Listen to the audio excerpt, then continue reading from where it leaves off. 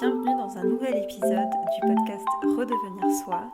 Je m'appelle Déborah Campaya et je suis coach en émotion et coach business et j'aide principalement les femmes entrepreneurs et âmes d'entrepreneuses à pouvoir aller à l'étape supérieure dans leur vie et leur business en se détachant de leur syndrome de l'imposteur.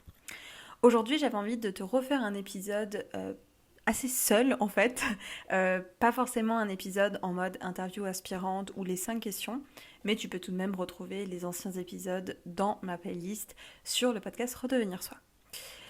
Alors, aujourd'hui on va faire un épisode sur le lien entre l'émotionnel et le coronavirus. On a parlé du coronavirus partout, et je pense que vu que je vais parler du corona, ce que j'ai l'habitude, je sais que vu que je vais en parler, le podcast sera certainement un peu moins bien référencé sur les plateformes.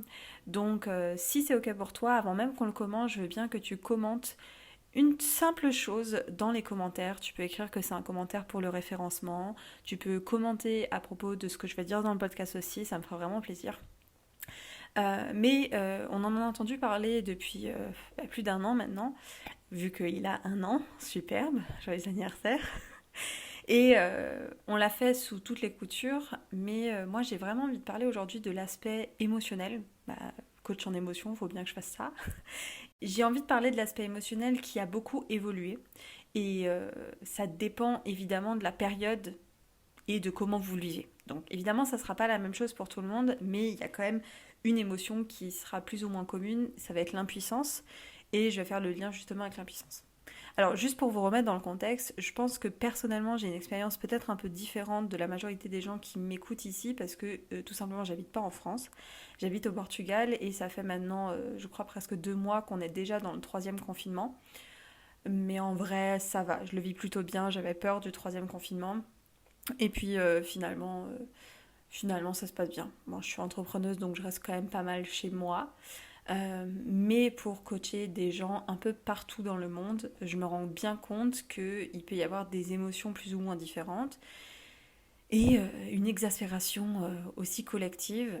Pour suivre aussi sur les réseaux sociaux et avoir de la famille en France, je vois bien que voilà, une annonce peut-être d'un 3e confinement ou d'aller dans cette direction, ça commence à exaspérer et surtout ça donne même plus envie de le suivre. Mais au-delà de ça, si on va s'intéresser un peu plus près des émotions, je pense que tu pourras t'en rendre compte aussi quand tu écoutes le podcast que tes émotions ont beaucoup évolué en fonction du moment où le corona était là, quoi. Peut-être qu'au tout départ, tu avais de la peur. Moi, je me souviens que j'avais de la peur quand ça a commencé.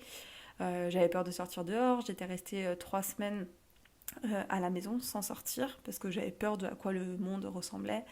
Je me souviens que j'avais aussi beaucoup de colère, j'étais beaucoup plus énervée dans mon couple par exemple. Et puis je sais que après j'étais un peu plus détendue, après des fois j'étais soulagée, des fois j'étais frustrée, des fois j'en avais juste marre. On en a eu tous marre et je pense qu'on est encore plein d'en avoir marre. Mais j'ai envie surtout de parler en fait du sentiment d'impuissance. Parce que s'il y a bien une chose qui se passe, et je pense pour tout le monde, face à une situation actuelle comme celle-ci, c'est le sentiment d'impuissance. L'impuissance c'est quoi ? C'est très simple, c'est juste ce truc de il se passe quelque chose et je ne peux rien faire. Alors, c'est pas vraiment vrai, c'est-à-dire qu'au point de vue individuel, tu peux faire des choses, le masque, les vaccinations, bref, toutes les choses qui sont dites dans les infos tous les jours, hein.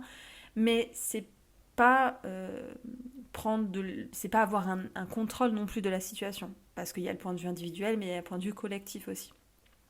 Et au point de vue collectif, tu peux rien faire. Peut-être que ça t'a énervé de voir des gens qui portaient le masque, peut-être qu'au contraire, t'as été énervé quand tu voyais des gens qui le mettaient mal, et tu voyais très bien qu'en même temps, t'étais dans l'impuissance, parce que même si tu dis à cette personne de l'enlever ou de le mettre, ou peu importe les convictions que tu as, c'est une personne et tout le reste continue à faire un peu ce qu'ils veulent. Et t'as pas le contrôle là-dessus. T'as non seulement pas le contrôle sur les autres gens et ce qu'ils décident de faire, s'ils décident de faire des soirées illégales, s'ils décident au contraire de rester confinés et de pas avoir les mêmes opinions que toi à ce sujet-là. Bref, tu ne contrôles pas. Tu peux essayer de convaincre des gens, tu peux être même énervé par rapport à ça, révolté par rapport à tout ce qui se passe. Donc ça, c'est le premier point où tu es dans l'impuissance et où tu contrôles pas, c'est les autres.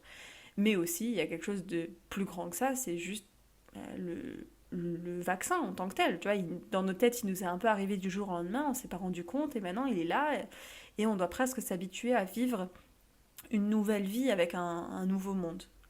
Et je pense qu'on l'a tous eu, en tout cas moi je l'ai eu et j'ai parlé avec plusieurs amis qui ont eu ce truc de au début, on se disait plus que c'était une pause, une genre de pause jusqu'à ce que ça redevienne comme avant, jusqu'à ce qu'on puisse ressortir tranquillement, faire tout ce qu'on veut tranquillement et tout.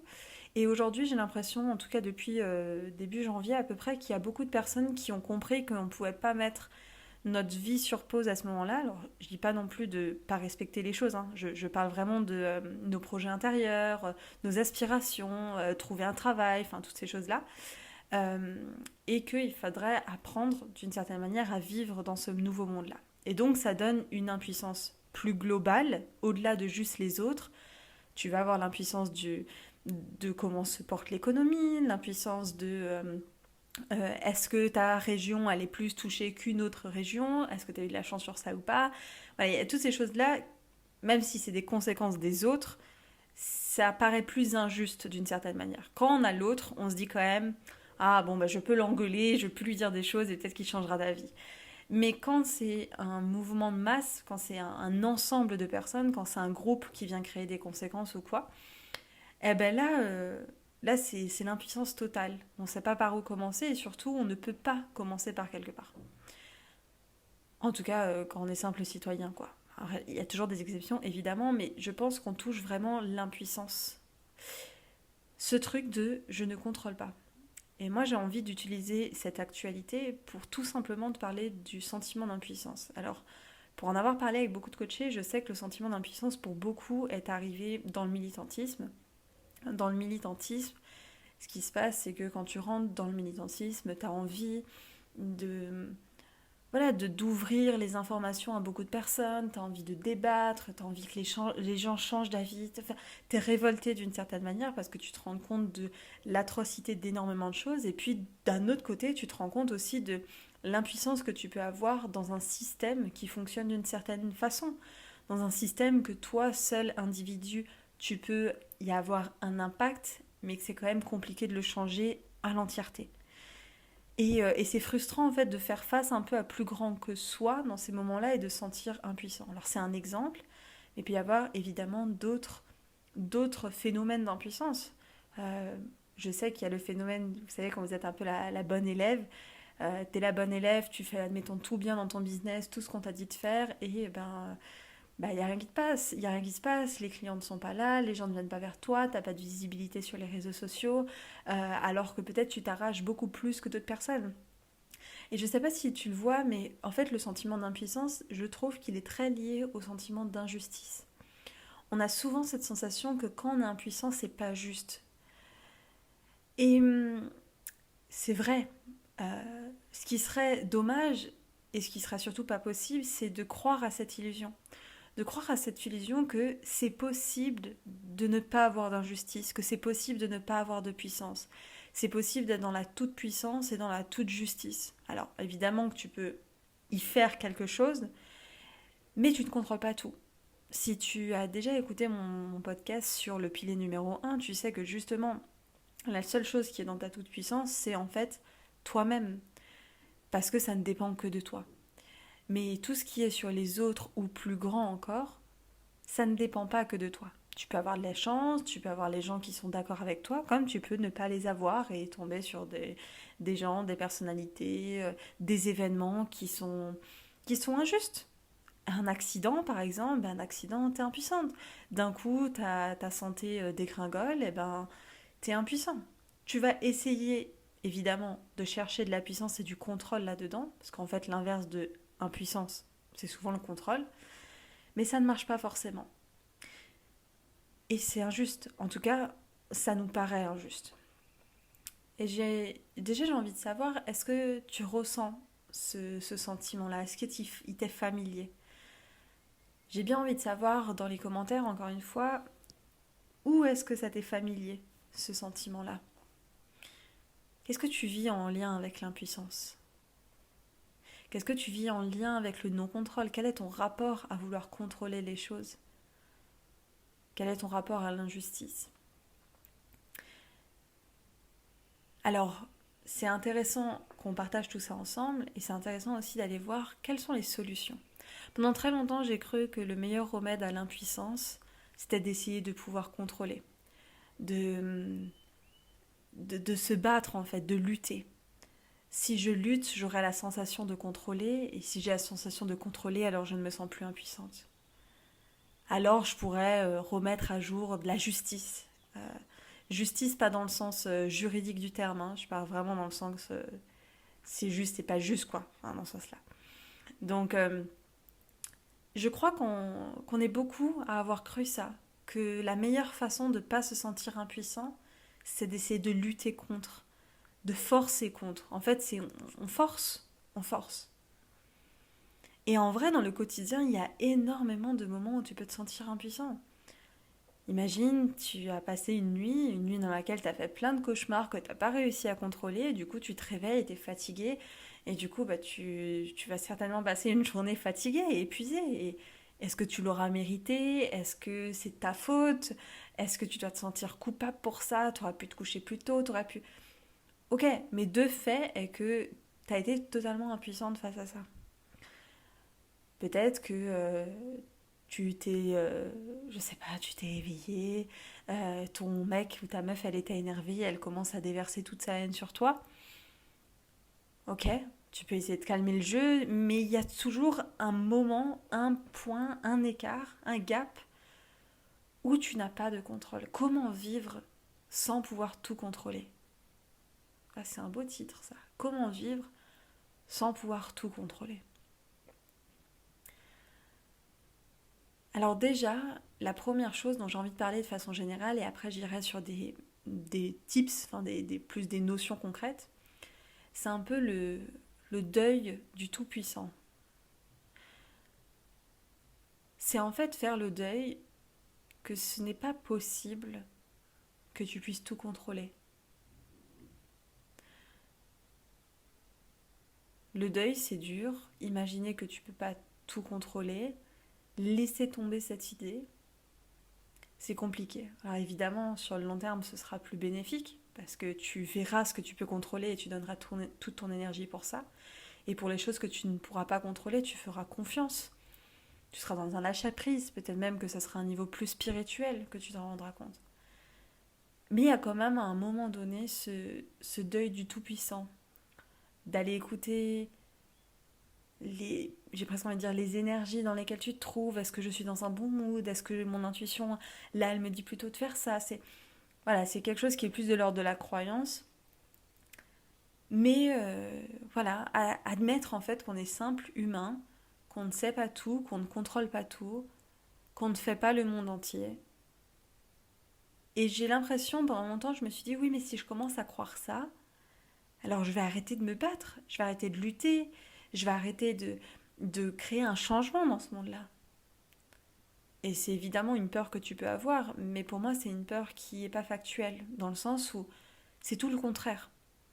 Quand tu comprends et quand tu acceptes où est-ce que tu ne peux plus être le tout-puissant, c'est là aussi que tu prends la pleine énergie, la pleine conscience, la pleine responsabilité, voilà, de donner cet ensemble d'énergie que tu auras récupéré à ne pas utiliser pour des choses que tu ne contrôles pas, pour l'utiliser sur des choses que tu contrôles. Tu vas miser sur toi, tu vas miser sur ce que tu vas donner. Voilà, tu vas miser sur des différentes choses et avec plus d'énergie, de force, de focus aussi.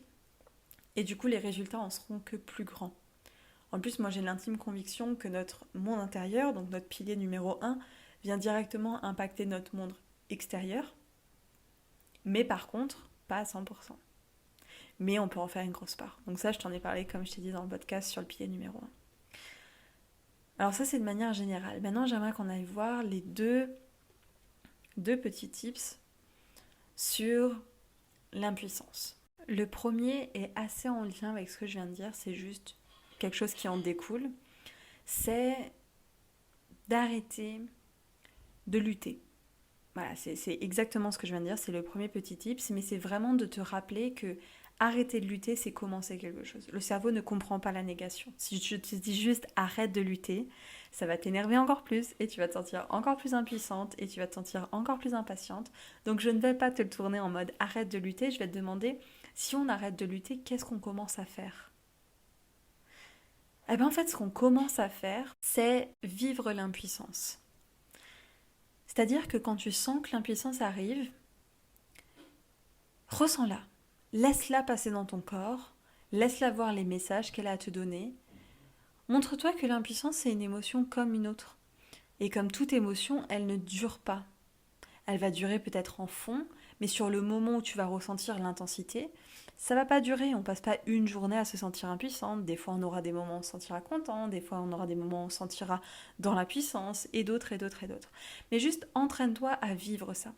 Parce que je suis persuadée que tout ce que tu veux éviter, de toute façon, tu le vis moins bien. Quand tu dis à ton cerveau je veux éviter ça, je n'aime pas ça, à chaque fois qu'il arrivera, tu le vivras de toute façon moins bien. Si tu te dis je suis prête à l'accueillir, à le vivre et ça me fait kiffer d'aller voir ce qu'il y a derrière ça, tu le vivras de toute façon beaucoup mieux. Donc on va pas dire arrête de lutter, on va dire commence à vivre l'impuissance. Quand il arrive, ok, il est là. Et on le vit. On le vit pas en essayant de le contrer, parce qu'en fait c'est ça qu'on fait quand on essaie de lutter, on essaie de contrer cette impuissance. On essaie de se distraire de l'impuissance. On n'essaie pas ici de se distraire, on va réellement la vivre. Ok, je me sens impuissante. Et quand je me sens impuissante, peut-être que j'ai les jambes engourdies, peut-être que j'ai un nœud dans la poitrine, peut-être que j'ai les bras lourds. Ça fait partie de moi, c'est ok, ce n'est pas moi, mais c'est une émotion comme une autre. Et l'émotion, c'est pas là pour te faire du mal, une émotion, c'est juste une alarme pour d'autres choses. Je t'en ai notamment parlé dans la vidéo sur la méthode de la connaissance de soi, où je te parle du rôle des émotions et de la méthode que j'utilise dans mon coaching, typiquement sur le coaching Redevenir Soi. D'ailleurs, si c'est un coaching qui t'intéresse, tu peux regarder en barre d'infos. Il y a un lien vers le coaching que je fais et tu pourras prendre une session stratégique par visio offerte avec moi. La deuxième chose sur l'impuissance, c'est qu'un jour j'ai entendu une phrase qui a fait vraiment tilt pour moi, qui disait « L'impuissance est le manque de gratitude ». Et j'avais fait le lien. Alors je pense que c'est la même chose pour la frustration. La frustration, c'est aussi un manque de gratitude. Mais c'est vrai que si on commence à recevoir et à ressentir de la gratitude pour les choses qu'on peut pas seulement faire ou avoir, mais aussi être, le sentiment d'impuissance, c'est comme s'il est moins fort. Alors encore une fois, le but n'est pas que tu arrêtes de ressentir de l'impuissance dans ta vie. Si ton but est d'arrêter d'avoir des émotions négatives dans ta vie ou ce que tu mets derrière émotions négatives, tu n'es pas au bon endroit. Au contraire, ici on est dans accueillir ces émotions-là, pas les bannir. Ça fera juste des dégâts beaucoup plus tard. Donc, quand tu te focalises sur les gratitudes que tu peux avoir, il va ressortir une genre de puissance à l'intérieur de toi, une genre de confiance dans ce qui est en train de se passer. Est-ce que ça veut dire que tu es d'accord avec ce qui se passe? Non. Est-ce que ça veut dire que tu le vis beaucoup mieux? Ah oui, totalement. Beaucoup plus aligné? Totalement. Donc je te redis cette phrase, mais que c'est autant l'impuissance, mais la frustration, c'est un manque de gratitude. Alors c'est pas que ça, évidemment, mais c'est une phrase assez punchy pour s'en rappeler. Donc, normalement, tu m'avais écrit en commentaire la situation, la chose qui fait que en ce moment, ou de manière générale, tu peux te sentir dans l'impuissance, dans le non-contrôle et ton rapport à ça.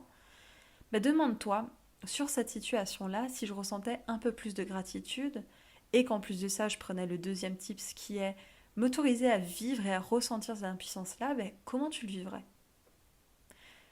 Il y a l'exemple évidemment du corona, mais c'est vrai pour tous les autres moments. En fait, le corona, c'est une circonstance. Est-ce que toutes les circonstances sont neutres et toutes ces choses-là? Je n'irai pas forcément jusque-là, mais en tout cas, ce qui est sûr, c'est que toi, tu peux poser un avis et le vivre d'une certaine façon. Est-ce que je préfère vivre mon impuissance comme un ennemi? Ou est-ce que je préfère juste la vivre, alignée, peut-être dans la gratitude ou au minima, dans la neutralité? Voilà, j'espère que ce podcast hors épisode de l'interview inspirante t'a quand même plu. Ça faisait un petit moment, moi ça me fait trop plaisir de pouvoir refaire un podcast pour rentrer en profondeur sur un sujet en particulier. Ça me ferait vraiment plaisir que tu me commentes quelque chose en lien avec l'épisode en commentaire. Comme je t'ai dit, le référencement de cet épisode sera certainement un peu moyen du fait que je parle du Covid, de la Covid. Mais c'est pas grave, on est mieux que l'algorithme. Donc voilà, j'espère que ça te fait plaisir. On se dit à bientôt dans un prochain épisode. Bye bye!